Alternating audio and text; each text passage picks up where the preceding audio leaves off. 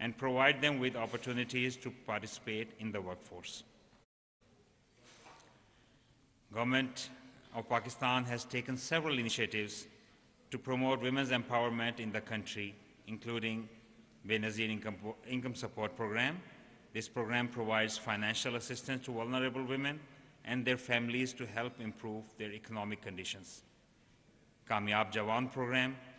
This program provides training, mentoring, and financial assistance, youth business loan schemes, women empowerment packages. National Commission on Status of Women is there to protect the rights of women and to provide advice to the government on policies and programs related to women's empowerment. A Women's Protection Bill also aims to provide legal protection to women against all forms of violence and harassment in Pakistan, including domestic violence and sexual harassment at the workplace.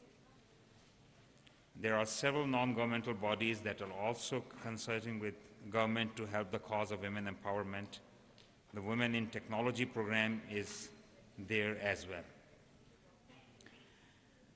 मुझे खुशी है कि आज इस programme में focus किया जा रहा है HR नॉलेज कैफ़े जो 5वीं ये फेस्ट का इनकाद कर रहा है, एक प्लेटफॉर्म मुहैया किया जा रहा है जिसमें टेक्नोलॉजी के चैलेंजेस से नबर्द आज़मा होने के लिए और फिर with special focus on women is there.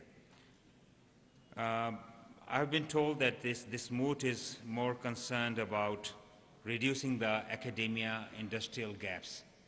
I'm pleased to inform you that when I was Minister of Education back from 2013 to 18 in the federal government, we were able to provide for special funds through HEC, Higher Education Commission, to all the universities, which would enable the universities to try to bridge the gap between industry and academia. Things were growing, but after 2018, unfortunately, there were cuts in funding for HEC. But again, it's being tried that we improve it.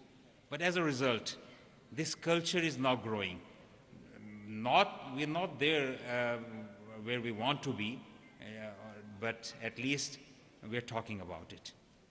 After I was given this responsibility as the constitutional head of the province back in May 2022,